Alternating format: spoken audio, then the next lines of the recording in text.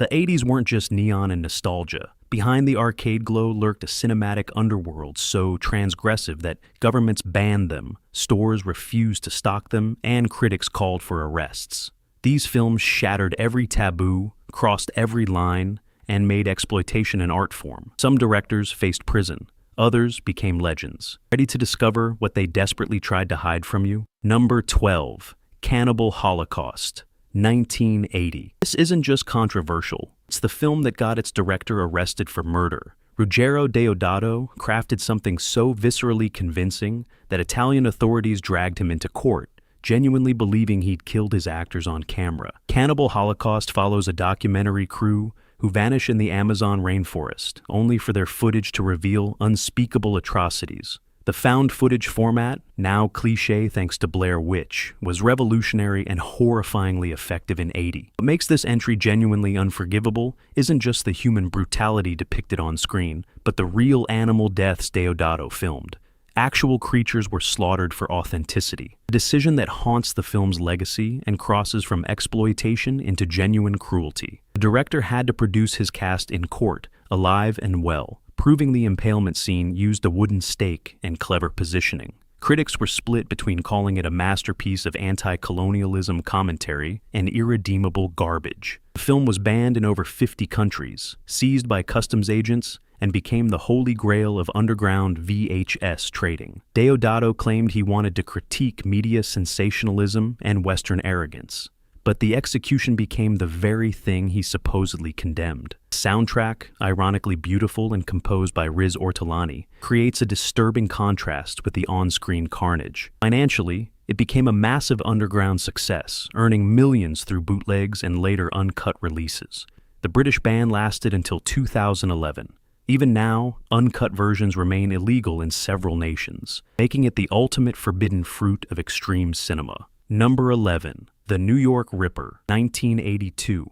Lucio Fulci decided to make a slasher so sleazy that even grindhouse theaters questioned their morals. This nasty piece of work centers on a serial killer stalking New York City, brutally murdering women while quacking like a duck. Yes, you read that correctly. Killer's calling card is a deranged Donald Duck voice that transforms potential terror into something far more unsettling and psychologically disturbing. Fulci, already notorious for zombie gut munchers, went full throttle into misogyny and sadism with this one. The violence is explicit, prolonged, and focused almost exclusively on female victims, in ways that made even exploitation fans uncomfortable. One scene involving a broken bottle became so infamous that British censors cut over 2 minutes from the original runtime. Critics absolutely savaged it, calling Fulci a hack exploiting violence against women for profit. Fangoria magazine, usually supportive of horror excess, published scathing commentary. The film was immediately banned in the UK under the Video Recordings Act, becoming a prime target during the video nasty's moral panic. What defenders argue, and it's a tough sell,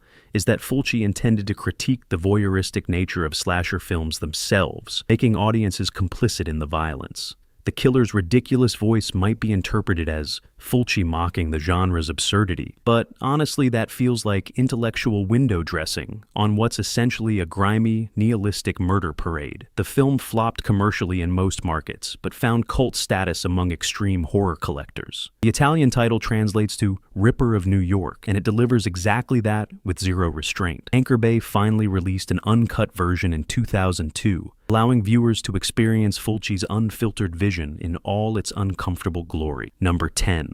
Possession, 1981.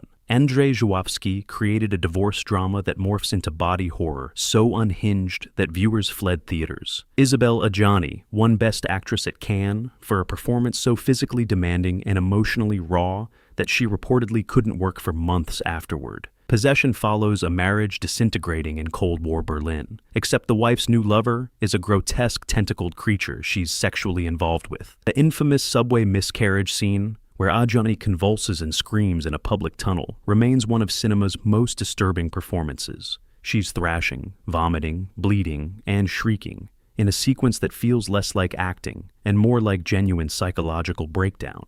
Żuławski was processing his own devastating divorce, channeling rage and anguish into something that transcends typical horror. The creature effects by Carlo Rambaldi, who also created E.T., are deliberately repulsive, a slimy amalgamation that represents infidelity made flesh. American distributors cut over 40 minutes, turning it into a nonsensical monster movie that bombed. The full version remained rare until Mondo Vision restored it. Critics either hailed it as a masterpiece of emotional horror or dismissed it as pretentious garbage. Roger Ebert gave it 1 star, calling it unwatchable. French critics placed it among the decade's best. The film was banned outright in several countries for its graphic content and disturbing themes. Sam Neill, playing the husband, delivers an equally unrestrained performance, smashing furniture and descending into madness. The Berlin Wall serves as a metaphor for the barriers between people, even in intimacy. Financially, it barely registered, but home video and repertory screenings built its reputation. Today, it's considered essential art house horror, a film that uses genre elements to explore genuine human suffering. Number 9, Salo, or The 120 Days of Sodom, technically released in '75. Salo's notoriety exploded through the '80s as the most banned film in history. Pier Paolo Pasolini directed this adaptation of Marquis de Sade's novel and was murdered before it premiered, adding dark mystique to an already unbearable film. Set in Mussolini's fascist Italy, 4 libertine leaders kidnap 18 teenagers and subject them to months of systematic degradation, torture, and humiliation.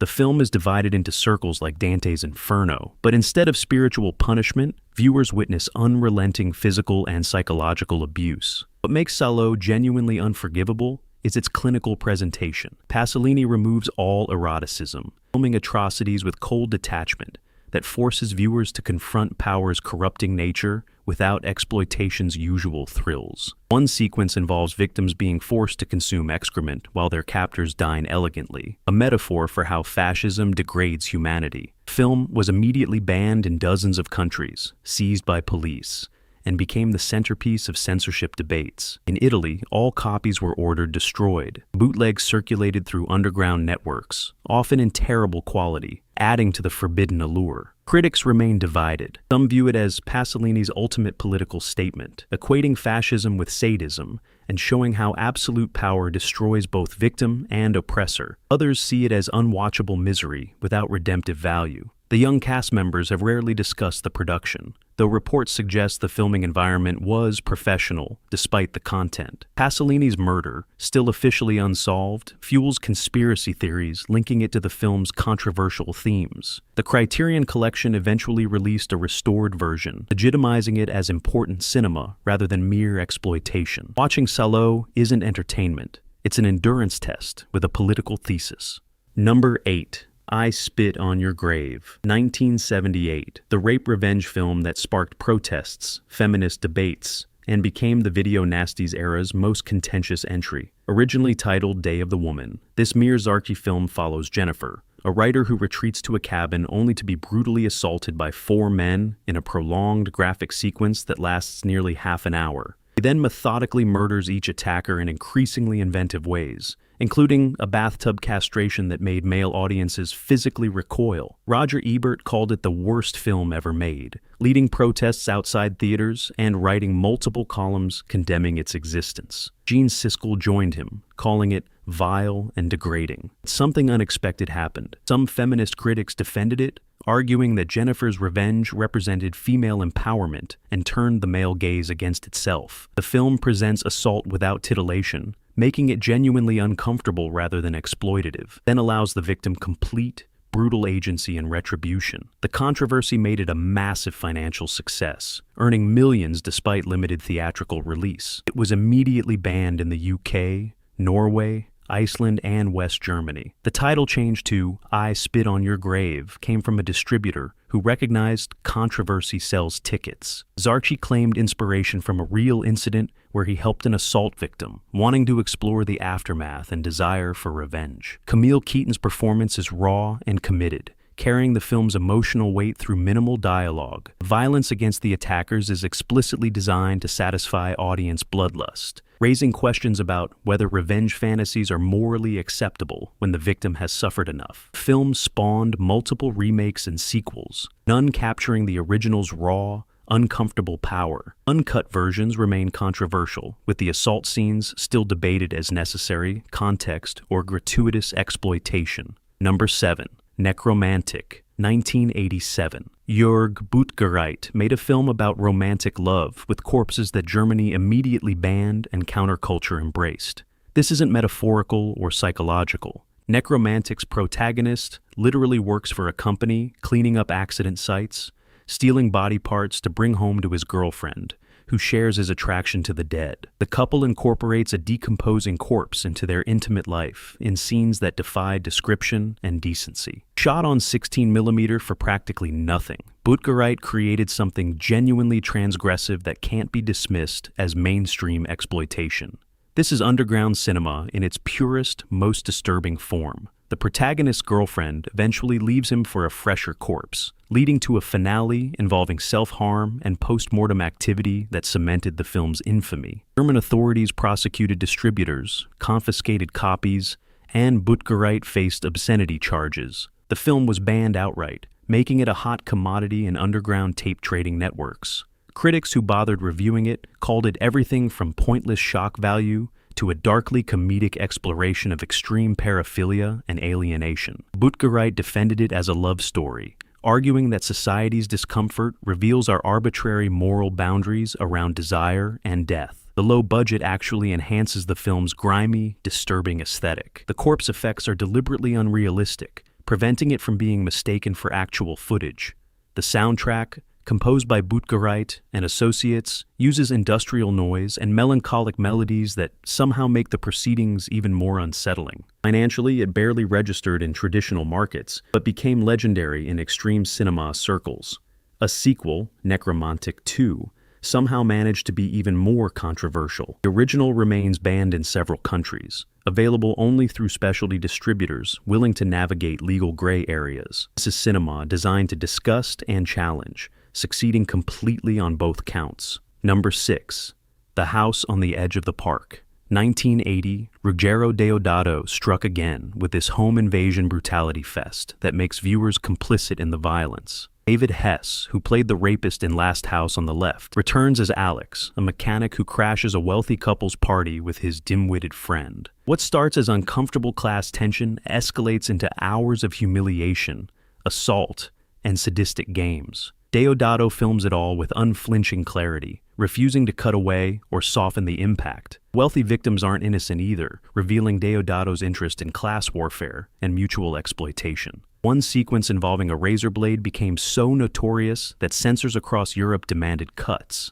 The film was immediately added to the UK's video nasties list, banned and prosecuted. Hess reprises his role as charismatic monster, somehow making Alex simultaneously repulsive and magnetically watchable. A twist ending attempts to provide moral justification. But by then, viewers have endured such relentless cruelty that redemption feels hollow. Critics demolished it, calling Deodato a one-trick pony obsessed with human degradation. The Italian title translates to The House at the Edge of the Park, and it delivers exactly the exploitation promised. The low budget shows in the single location and minimal cast, but Deodato's direction maintains unbearable tension throughout. The film earned respectable returns in Italy and found international success through home video, where the uncut version became highly sought. Deodato claimed he wanted to explore how violence emerges from class resentment and social inequality, but the execution focuses more on shock than sociology. The soundtrack by Riz Ortolani,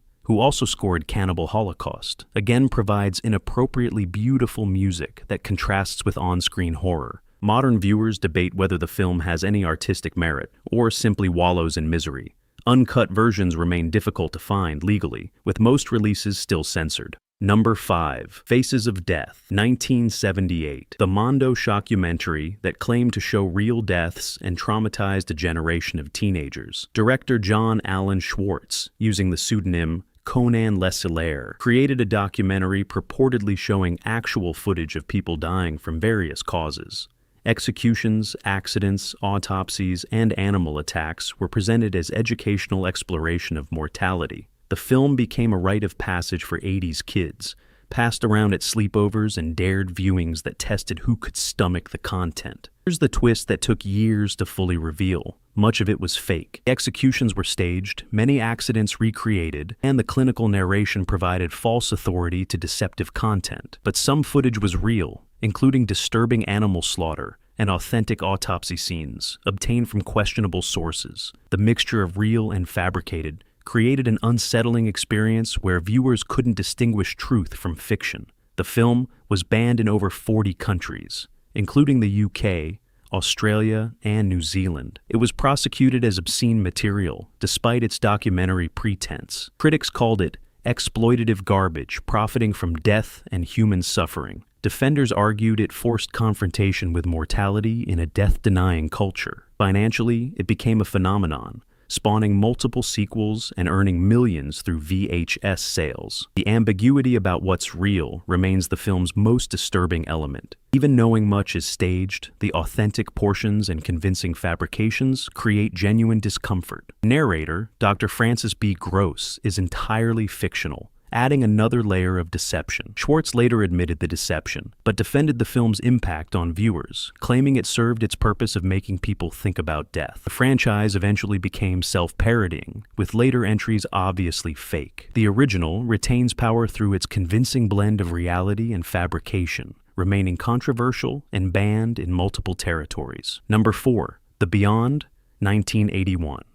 Lucio Fulci's gore-soaked nightmare that takes place beyond logic, narrative, or good taste. This surreal horror masterpiece follows a woman who inherits a Louisiana hotel built over one of the 7 gates to hell. What follows is a series of increasingly bizarre and grotesque death sequences connected by the thinnest narrative thread. A man's face is dissolved by acid in excruciating detail. Spiders devour a person from the inside. Eyeballs are gouged, exploded, and destroyed in lovingly filmed close-ups. Fulci was obsessed with eye violence, making it his signature.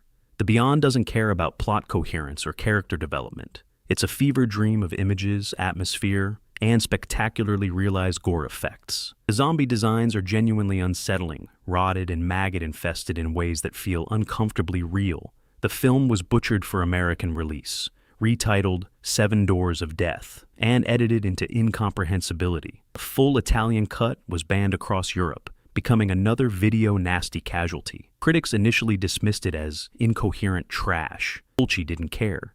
He was making dream logic horror, where atmosphere and imagery mattered more than storytelling sense. The film's reputation grew through the 90s as uncut versions circulated and critics reassessed Fulci's work. Quentin Tarantino championed it, calling Fulci one of his influences. The ending, bleak and nihilistic, offers no hope or resolution, just eternal damnation. The score by Fabio Frizzi is genuinely beautiful, creating strange dissonance with the visuals. Beyond earned little initially, but became Fulci's most acclaimed work posthumously. Grindhouse Releasing put out a definitive restoration that allowed new audiences to experience Fulci's vision properly. The film remains divisive. Some view it as atmospheric genius, others as plotless gore. Either way, it's unforgettable, haunting, and absolutely unforgiving in its violence. The imagery burns into memory, those rotted faces and gouged eyes appearing in nightmares long after viewing. Number 3. Anthropophagus, 1980. Joe D'Amato crafted a cannibal film so extreme that one scene became cinema's most notorious act of self-consumption. The plot is simple. Tourists stranded on a Greek island encounter a madman who devoured his own family during a shipwreck and developed a taste for human flesh. The antagonist, played by Luigi Montefiore under the name George Eastman, is genuinely frightening, a towering, hollow-eyed creature driven by insatiable hunger. The film builds slowly, using atmosphere and dread before unleashing its infamous moments. The fetus scene, where the cannibal devours an unborn child torn from a pregnant victim, became the most cut sequence in censorship history. Nearly every country that didn't ban the film outright removed this scene entirely. Finale tops even that. The dying cannibal pulls out his own intestines and begins eating them in his final moments, an image so grotesque and absurd that it crosses into darkly comedic territory. D'Amato, a director who worked across every exploitation genre, claimed he wanted to push boundaries and see what audiences could tolerate. The answer was not much. The film was immediately banned in the UK, listed as a video nasty and prosecuted. Australia banned it. Germany banned it. Even uncut versions released later in more permissive eras often still censored the fetus scene. Eastman, who co-wrote the script, defended the film as extreme horror that shouldn't be taken literally, a fairy tale of gore. Critics universally panned it, calling it unwatchable exploitation without redeeming value. Low budget shows in the limited locations and small cast, but D'Amato's direction maintains tension effectively. The film earned modest returns in Italy, but made fortunes through underground distribution. The title translates to man-eater, and it delivers with single-minded focus. A loose sequel, Absurd, followed and was equally controversial. Anthropophagus remains a litmus test for extreme horror fans, separating those who appreciate boundary pushing from those who find it simply repulsive. Number 2. Make Them Die Slowly, 1981. Umberto Lenzi jumped on the Cannibal bandwagon and created something so mean-spirited it makes Cannibal Holocaust look restrained. Originally titled Cannibal Ferox, this film follows a woman trying to prove cannibalism doesn't exist, only to encounter a tribe that very much practices it, along with drug runners who've tortured and killed tribe members. The violence flows both ways, creating a cycle of atrocity that punishes everyone involved. Lenzi included genuine animal killings, a turtle butchering that remains one of cinema's most difficult sequences to watch. A pig is graphically killed on screen. These weren't effects or movie magic, but actual deaths filmed for authenticity and shock value.